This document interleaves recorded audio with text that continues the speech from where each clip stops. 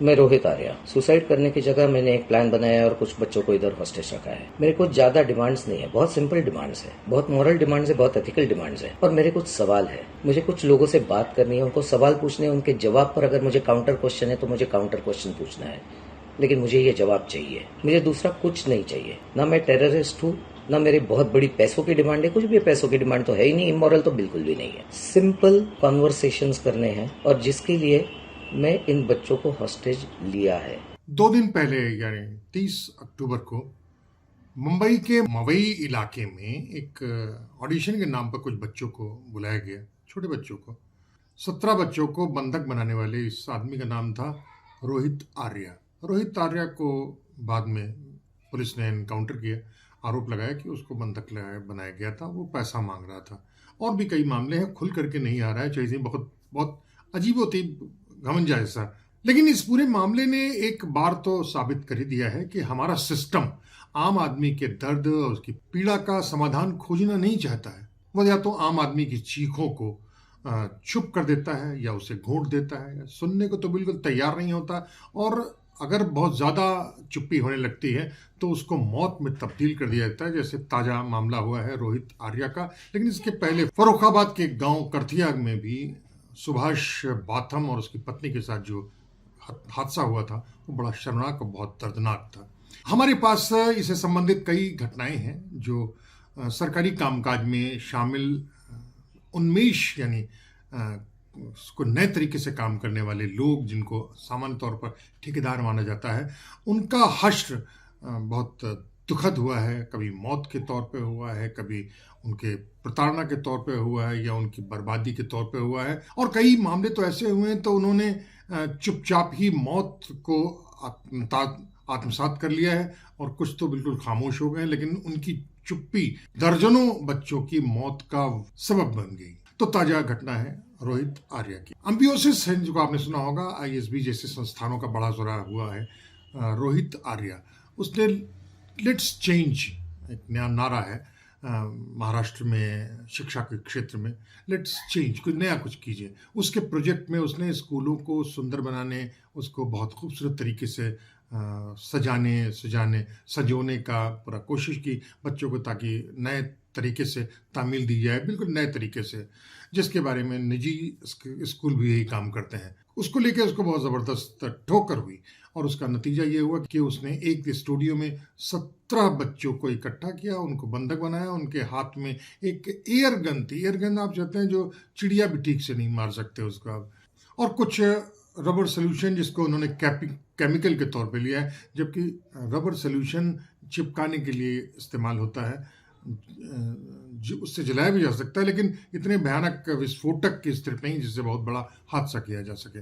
बहरहाल सवाल ये भी है कि वहाँ था भी कितना था और कौन लाया, ये अलग मुद्दा है। क्वांटिटी क्या थी इसके बारे में किसी को कोई जानकारी नहीं है प्रशासन के तौर पे अब तक, जबकि 55 घंटे से ज़्यादा हो चुका है। वो तो आक्रोश में भरा हुआ था और उसकी आवाज़ थी, उसका 2.5 करोड़ रुपए बकाया था सरकारी शिक्षा विभाग पर, जो उसके मिल नहीं पा रहा था और उसको लगातार प्रताड़ना की जा रही थी। उसमें गुस्सा भरा हुआ था विश्वास के खिलाफ। बंधक काल के करीब 1.5 घंटे के पूरे दौरान उसने 3 वीडियो वायरल किए और उनमें उस सिस्टम के बारे में उसमें दिखाने की कोशिश की, झांकने की कोशिश की लोगों को कि वो बोला कि मुझे ये मेरी जो समस्या है वो मेरी समस्या नहीं है, ये मेरी नैतिक समस्या है, आर्थिक समस्या नहीं है। मुझे कुछ लोगों से बातचीत करनी है जो इस पूरे मामले में उन्हें बर्बादी के राह तक पहुंचा दिया है, मोड़ तक पहुंचा दिया है, और अगर ऐसा नहीं होगा तो बहुत बुरा हो जाएगा। उसने ये धमकी जरूर दी थी, लेकिन धमकी कैसे देते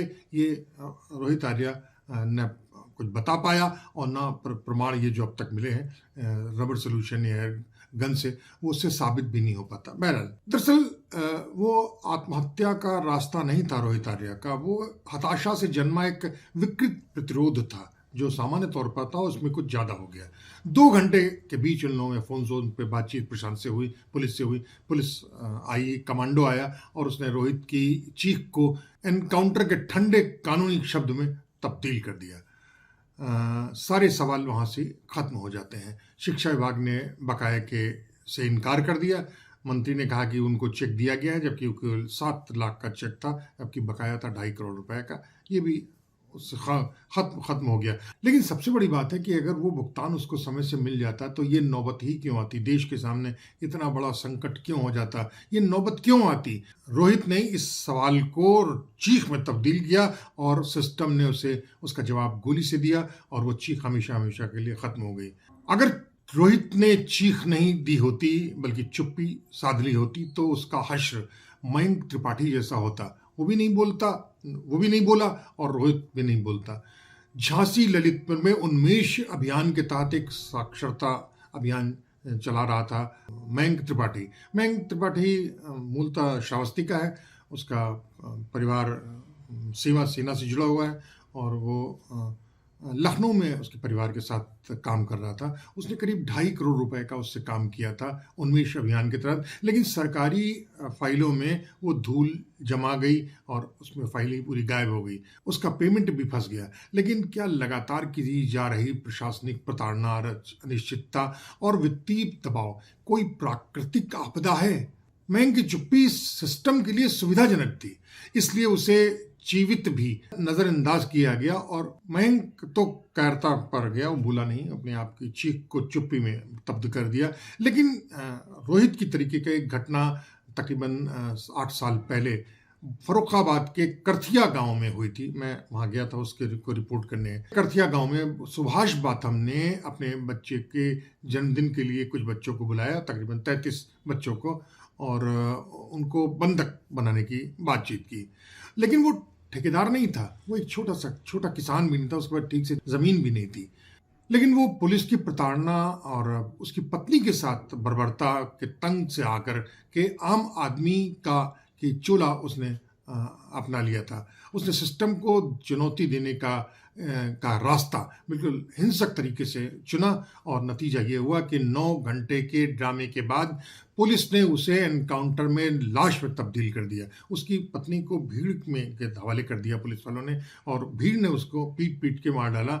यहाँ सिस्टम ने केवल 2 व्यक्तियों को नहीं बल्कि उसके परिवार को ही मिटा दिया। यह चीख भी नहीं थी, एक सनसनीखेज घटना बनकर रह गई और अब तो लोगों को पता भी नहीं कि वहाँ पर क्या हुआ था, वहाँ क्यों हुआ था, उसके का मूल में क्या था, ये उसको जानना भी नहीं चाहते हैं। उनकी अगर याददाश्त में अगर कुछ है तो केवल इतना कि करथिया में 2 लोगों को पुलिस वालों ने एनकाउंटर मार दिया था। लेकिन क्यों किया था, इस सवाल के बारे में कोई चर्चा नहीं करता। इन त्रासदियों के बीच में एक नई भयानक सच्चाई उभर कर सामने में आई जो सिस्टम का एक बड़ा दोहरा चरित्र दिखाता है। आपको बता दें कि यह घटना 2017 की है, जहां BRD college, medical college Gorakhpur में जापानी इंसेफ्लाइटिस से पीड़ित 37 बच्चों की ऑक्सीजन न मिल पाने से मौत हो गई थी।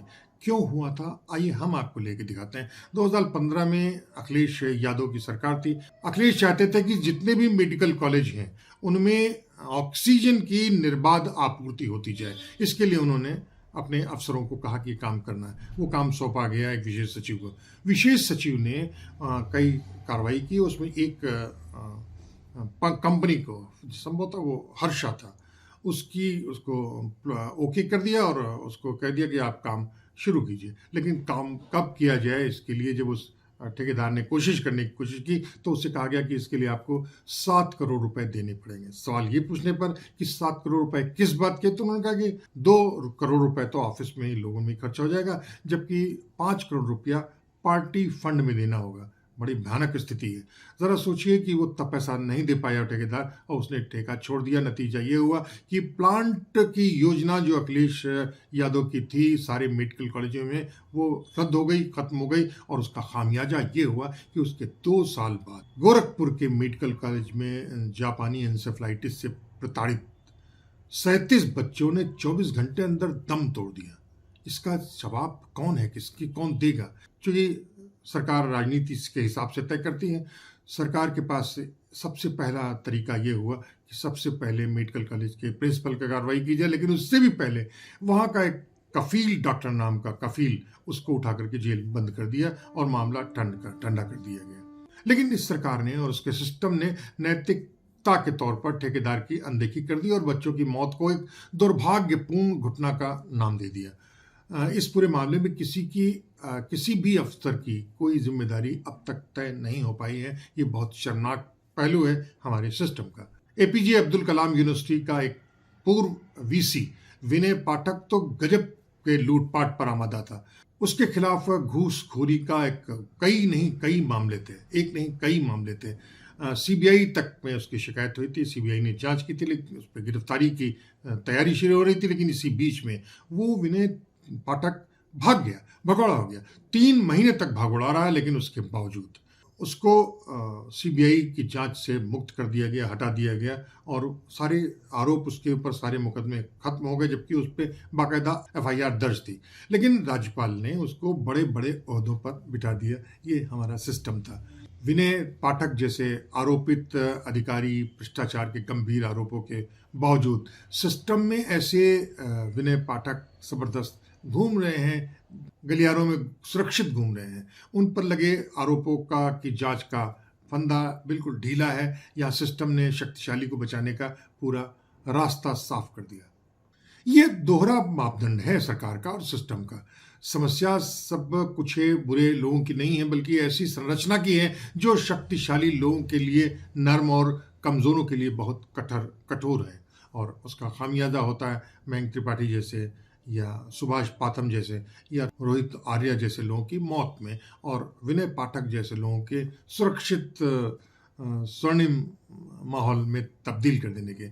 आप देखिए जरा क्या होता है दूसरा सिस्टम का, कि हरदोई का किस्सा है, 2018 का है। अभिषेक गुप्ता अपने पेट्रोल पंप के एक मामले को लेकर के लखनऊ आया। उसने आरोप लगाया कि मुख्य प्रमुख सचिव को उसने 25 लाख रुपए का घूस दिया था, लेकिन उसने काम हमारा किया नहीं। उस पर वो प्रेस क्लब के पास जा रहा था कि हम अपनी बातचीत करेंगे, पत्रकारों से बातचीत, लेकिन जैसे ही वहाँ पहुँचा अभिषेक, पुलिस वाले वहाँ पहुँचे और उठा करके उसको उठा लिया। वो गिरफ्तारी नहीं थी, उठा लिया, और 3 दिन तक वो लापता रहा, जैसे उठा दिया गया।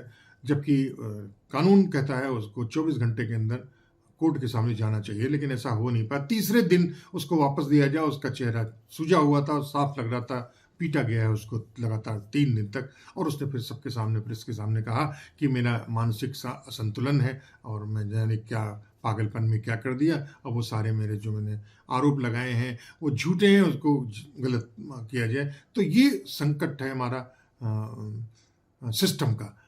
ये सबसे बड़ा चरित्र है हमारे सिस्टम का, जहाँ एक ऐसी कार्रवाई करता है जो कानून में नहीं होता है, बल्कि सत्ता के दंभ से भरी होती है। 3 दिनों की गुमनाम हिरासत के बाद सिस्टम ने फिर अपना जादू चला देता है। उसे प्रेस के सामने पेश किया जाता है, एक नैरेटिव किया जाता है, और हर सच आवाज को कुचलने का पूरा क्लासिक फार्मूला सब पेश किया जाता है कि वह मानसिक रूप से परेशान था, इसलिए अंट शंट भूल गया था। उसके सारे आरोप झूठे हैं। एसएसपी का ये बयान सिस्टम की उस मनोवैज्ञानिक हिंसा को उजागर करता है जो शारीरिक हिंसा से कहीं ज्यादा खतरनाक और स्थायी होती है। उसने अभिषेक के गंभीर आरोपों को, उसकी पीड़ा और संघर्ष को एक पागल की बड़बड़ में तब्दील कर दिया। मीडिया के सामने तमाशा बना दिया कि देखो ये व्यक्ति बड़ा अस्थिर है, इसका कोई विश्वास योग्य नहीं है, और फिर मामला हमेशा के लिए खत्म हो गया। उसके साथ ही जुड़े हुए सारे सवाल भी समाप्त हो गए। खैर, ये सारी घटनाएं हमें बताती हैं कि इस व्यवस्था के पास, इस सब सिस्टम के पास सच्चाई गला घोटने के लिए कितने चेहरे हैं। अगर आप चीख पड़ते हैं तो ये एनकाउंटर कर दिया जाएगा। रोहित आर्या और सुभाष बाथम को खतरनाक अपराधी बताकर उसका जिस तरीके से सामना किया गया था, भीड़ को दे के मार दिया गया उसकी पत्नी को, और दोनों को गोली मार दी गई। दोनों ही मामलों में अंतिम लक्ष्य केवल एक ही था, आवाज को अमान्य कर देना और सिस्टम पर उठाए गए सवाल को हमेशा हमेशा के लिए खारिज कर देना। और हमारे सिस्टम के पास इसका सबसे अच्छा तरीका यही है कि आवाज को मौत के घाट उतार दिया जाए, ताकि सवाल भी खत्म हो जाए और उसके बहाने देश को इत्मीनान भी हो जाए कि एक बहुत बड़ा संकट खत्म हो गया। और दूसरा रास्ता भी है कि रोहित और सुभाष बाथम अगर चुप रहते हैं तो मयंक त्रिपाठी जैसा हार्ट अटैक उनको हो जाएगा। और अगर आप सबूतों के साथ, दस्तावेजों के साथ कानूनी और प्रशासनिक रास्ता अपनाने की कोशिश करते हैं तो आपको मानसिक रूप से विक्षिप्त साबित कर दिया जाएगा, यानी पागल। फिर पागल से कौन सवाल उठाएगा, ये तो खुद आप सोचिए। और अगर आप अपना नुकसान बर्दाश्त करने के बावजूद खामोश रह जाते हैं तो आपकी इस नकारात्मक का खामियाजा पूरा समाज, राज्य और पूरा देश भरेगा। मसलन ऑक्सीजन प्लांट वाले मामले में घूस न मिलने पर ऑक्सीजन प्लायर की वो चुप्पी जिसने 37 से ज्यादा नवजात बच्चों को मौत के घाट उतार दिया था। आइए हम उस पूरे घटना को एक एक करके खंगालते हैं, और इसके लिए हमारा दौलती चैनल इन सारी घटनाओं को उसके एक एक करके खंगालने की कोशिश करने जा रहा है, और उसके लिए बाकायदा एक एक घटना का अलग अलग एक वीडियो तैयारी करेंगे हम। आपको अगर इसमें पसंद आए तो उसको देखिएगा। किसी दूसरे मसले पर, किसी दूसरे स्थान पर, किसी दूसरे लोगों के साथ हम फिर हाजिर होंगे। तब तक दौलती कुमार सोहेल को इजाजत दीजिए।